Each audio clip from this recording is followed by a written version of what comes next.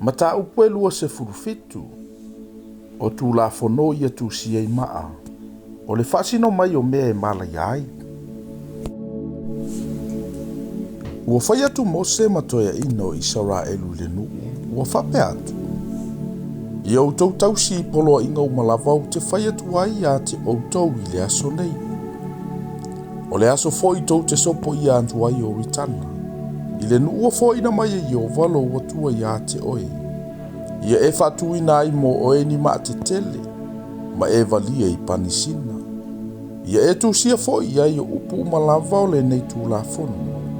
Pe a e sopo i antu. Ina ia e alu antu ai le nuu o fo ina mai e o valo watua i a te oe. O le nuu o tafe i le sua susu ma le meli.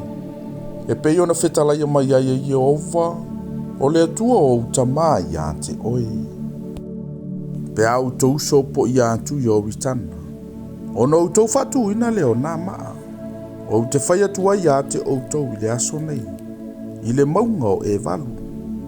Ia e valia fo i panisina. Ia e atia e fo i lea mea le fata Faitaulanga mo Jehova lo watua. O le fata maa. Awana ia tala iai i se ua mea. O maa anto atoa, e te atia i le fata Faitaulanga o Jehova lo watua. Ma e whai ai taulanga mu ia Jehova lo watua i ona lunga. Ia e whai ai fo i taulanga whaafetai. Ma e ai i lea mea. Ma oli ilu mo Jehova lo watua. Ia e tusi fo i maa o upu malava o le nei tu la fono. Ia tongi le leilava. Ona tautala atu leo Mose ma le au Faitaulanga. O sa le via Israelu ma lava ua whape atu. Israelu e. Ia e whaasanga mai, ma e whaalongolongo mai. O le aso nei wawe ai oe manu umo Jehova lo watua. Ia e whaalongo fo i le siufofongo Jehova lo watua. Ma ia e whaia ana poloa inga ma na tula fono. O te whaia tuai ante oe i le aso nei. Ua whai atu fo i Mose i le nuu i le alava aso, ua whape atu. E tutu i lantou nei le maunga o Keresema, e whaamanu i antu i le nuu. Pe au tauso po i antu i o ritana, o Simeona, ma Levi, ma Yuta, ma Isakara, ma Josefa, ma Beniamina. E tutu fo i lantou nei le maunga o e valu e whaafano, o Reupena, o Kato, ma Asera, ma Sepulona, o tanu mana fatali. E whai atu fo i sa le vi ma le leo tele whape atu i tangata uma lava o Israelu. Ia malaya lava le tangata na te whaia se tupua ua tā, po se tupua ua mea, o le mea ino sia Jehova, mo whaia i lima o le tufunga, ma tuai i se mea lilo. O na tali mai ai leo le nuu malamva e whape mai. Ameni. Ia malaya le na te whaalea o ngā ina lo na tamāpo lo na tina. O na tali mai ai leo le nuu malava. Amene.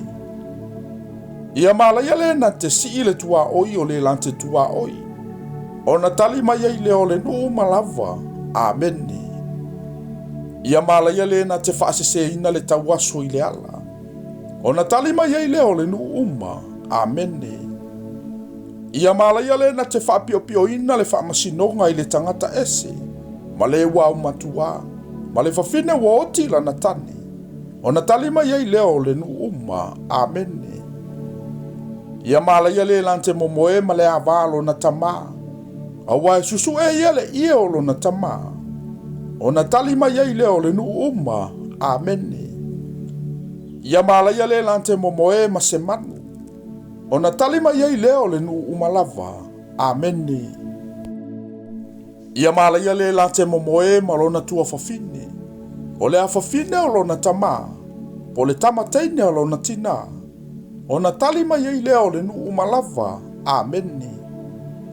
Ia malaya le lante momoe ma le tina o la nava. O na talima iei leo le nu uma. Amene.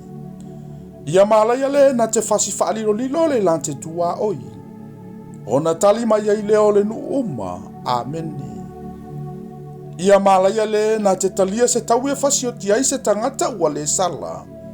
Ona tali mai ai leo le nu uma. Amene.